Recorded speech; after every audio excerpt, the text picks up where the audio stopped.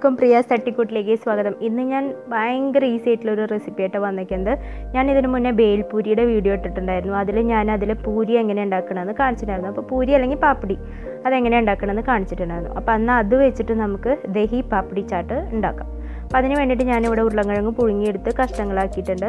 പിന്നെ ഗ്രീൻ ചട്നി, പിന്നെ പുളിയുടെ ചട്നി, മല്ലിയുടെ ഇല, തക്കാളി ചെറുതാക്കി അരിഞ്ഞത്, സവാള ചെറുതാക്കി അരിഞ്ഞത്, പിന്നെ സേവ്, ചാട്ട് മസാല, പിന്നെ വേണ്ടത് തൈരാണ്. അപ്പോൾ ഞാനിവിടെ ഒരു 1/2 കപ്പ് തൈര് എടുത്തിട്ടുണ്ട്.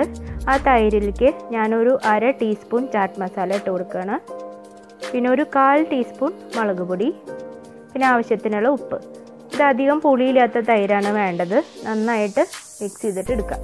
കെട്ടൊന്നുമില്ലാണ്ട് നന്നായിട്ട് മിക്സ് ചെയ്തിട്ട് എടുക്കണം.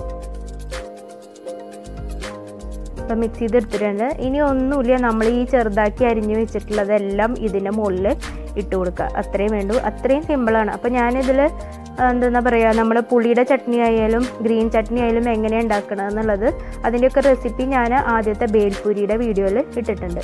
അപ്പോൾ ഞാനതിൻ്റെ ലിങ്ക് ഞാൻ ഡിസ്ക്രിപ്ഷനിൽ കൊടുക്കാം. ഇനി ഞാൻ പുഴുങ്ങിയിട്ട് ചെറുതാക്കി അരിഞ്ഞിട്ടുള്ള ഉരുളക്കിഴങ്ങാണിത്. അത് ഇതിൻ്റെ മുകളിൽ വെച്ച് കൊടുക്കാം.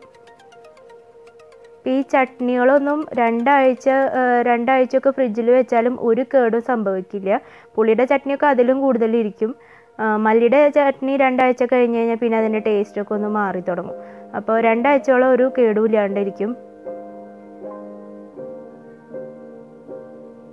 അപ്പോൾ നമ്മൾ ഓൾറെഡി ഇതൊക്കെ ഉണ്ടാക്കി വെച്ചിട്ടുണ്ടെങ്കിൽ, ഇപ്പോൾ ആദ്യത്തെ ഒരു ചാട്ട് ഉണ്ടാക്കുമ്പോൾ അതുണ്ടാക്കി വെച്ചിട്ടുണ്ടെങ്കിൽ പിന്നെ നമുക്ക് ഈസിയാണ്. പിന്നെ ഏത് ചാട്ട് ഐറ്റത്തിനും മെയിനായിട്ട് 2 സാധനങ്ങൾ വേണ്ടതാണ്, ഈ പുളിയുടെ ചട്നിയും മല്ലിയുടെ ഇലയുടെ ചട്നിയും.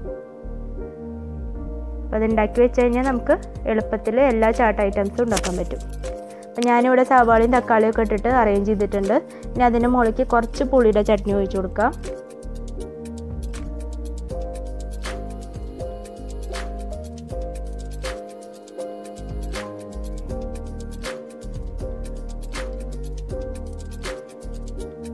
കുറച്ച് മല്ലിയുടെ ഇലയുടെ ചട്നി ഒഴിച്ചു കൊടുക്കാം.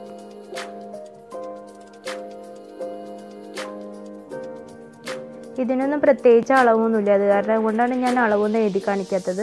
അതൊക്കെ നമ്മുടെ ഇഷ്ടത്തിന് ഇടുക, അത്രയേ ഉള്ളൂ. ഇനി അതിന് മുകളിൽ നമ്മൾ മിക്സ് ചെയ്ത് വെച്ച തൈര് ഇട്ട് കൊടുക്കാം. അപ്പോൾ അതെന്താ പ്രത്യേകത, നമ്മൾ എപ്പോഴും കഴിക്കണതിൻ്റെ തൊട്ട് മുന്നേ ഉണ്ടാക്കണം, അല്ലെങ്കിൽ അത് തണുത്ത് പോകും. അപ്പോൾ എപ്പോഴും കഴിക്കണതിൻ്റെ തൊട്ട് മുന്നേ ഉണ്ടാക്കിയാലാണ് നല്ല ടേസ്റ്റിൽ നമുക്കത് കഴിക്കാൻ പറ്റുള്ളൂ.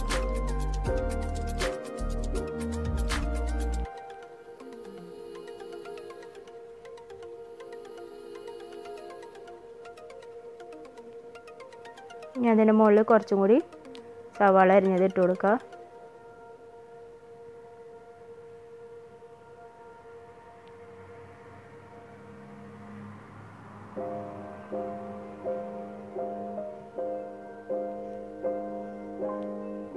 ഇനി കുറച്ച് സേവ് ഇട്ട് കൊടുക്കാം.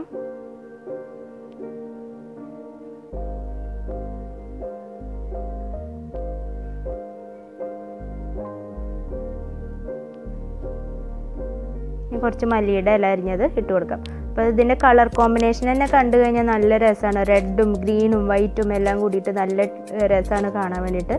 അതേപോലെ തന്നെ നല്ല ടേസ്റ്റുമാണ്. എല്ലാവരും ഉണ്ടാക്കി നോക്കണം, അഭിപ്രായം പറയണം. ഇഷ്ടമായെങ്കിൽ ഷെയർ ചെയ്യാനും സബ്സ്ക്രൈബ് ചെയ്യാനും ലൈക്ക് ചെയ്യാനും മറക്കരുത്. ഒപ്പം നോട്ടിഫിക്കേഷൻ ബെല്ലൈക്കൺ അമർത്താനും മറക്കരുത്. നമുക്ക് അടുത്ത വീഡിയോയിൽ വേറൊരു റെസിപ്പിയായിട്ട് വീണ്ടും കാണാം.